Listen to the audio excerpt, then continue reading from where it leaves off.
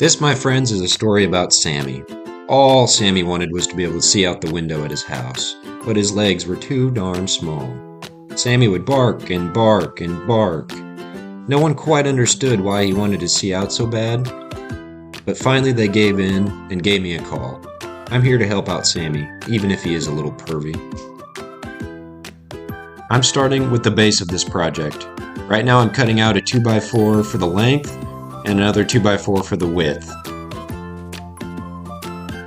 I turn those 2 boards into 4 boards by cutting them at 1.5 inches each.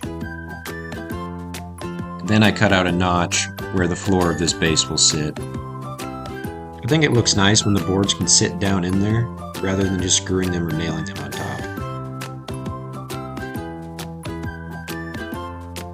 Back at my sturdy and beautiful $15 workbench, I glue and screw those 4 pieces together. I'm using 3-inch screws to fasten this base together. I'm using a lot of pine on this project. Later I do use some barn wood and tin, but this pine tends to crack easily when sinking in screws, and pre-drilling the holes prevents it. Now I'm cutting the floor of this base. I put a pencil underneath when making the final cut. This makes the top of that board just a little bit longer, and when I push it down into that base, there won't be a gap at all. I cut 12 of those to the right length, and then I trimmed both edges to the calculated size. I make sure they all fit before gluing and nailing them in with an 18-gauge nail gun with 1.25-inch nails. I leave the width of that final board uncut. This way at the end, I can measure the gap and get a perfect fitment. Sometimes that final gap can be a 1/16 or 1/8 of an inch longer or shorter than expected, so this is just an easy way to make sure that those boards fit in there perfectly. Then I use some wood filler to cover up any small cracks and fill in those screw holes. To finish off the base of this project, I sand everything down nice and smooth. As with most projects, I use my belt sander first with a pretty rough grit on it, and then I'll go around and hit everything with the orbital sander with 180 grit. Now I'm cutting the vertical pieces to length. These pieces will support the top, and they will hold the tin around the edges of this project. I cut both edges on the table saw to make them nice and square, and I cut them down to 3 inches. I also cut a groove down the middle of each of these boards. This is where the tin will slide in and be held in place. Now I'm cutting out notches where the top edge pieces will fit. I also cut the middle back board shorter and create a couple notches to make room for tin.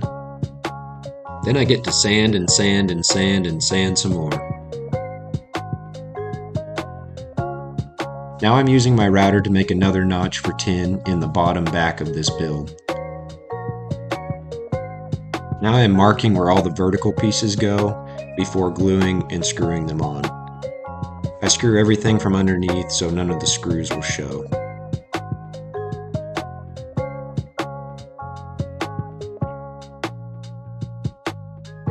Now I'm cutting the top pieces to length.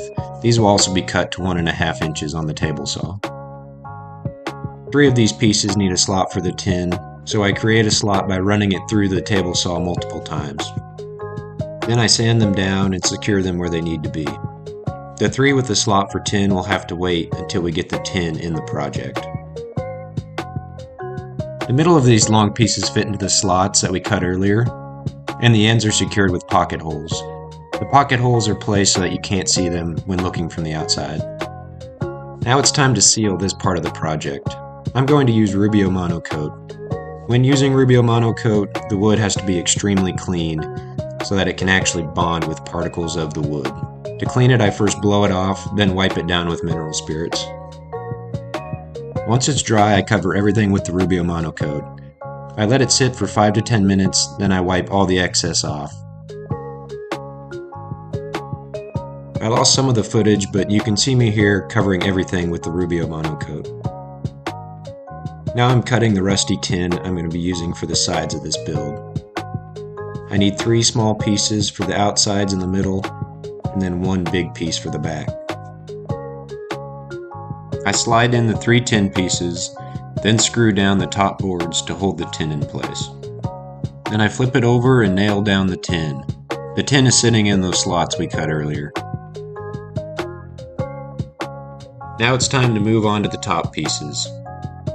I'm using reclaimed barnwood, so I have to mill everything down to make sure it's nice and square. I start by running everything through the planer to get one flat side. Then I use my track saw on the flat side to get a nice straight edge.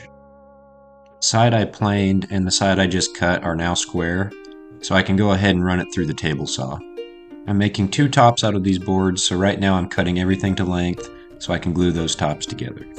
I mark out and cut my biscuits and then glue all the pieces together.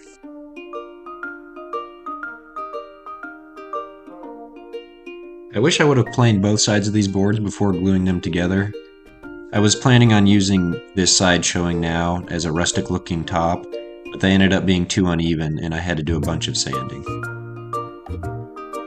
Now here's all that sanding I was talking about. I tried to make the boards even with the belt sander, but the boards were too wavy, so I went at it with a hand planer.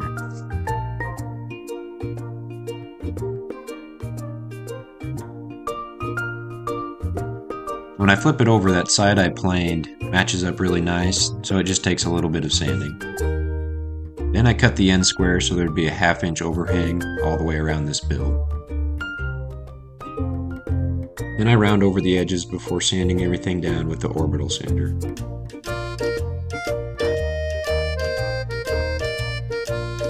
A couple days later I repeat this process with the smaller piece.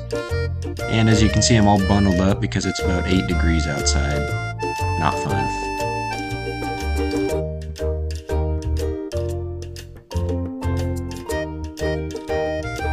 Since it is rough old barnwood, there are plenty of nail holes and cracks that I fill with this black filler.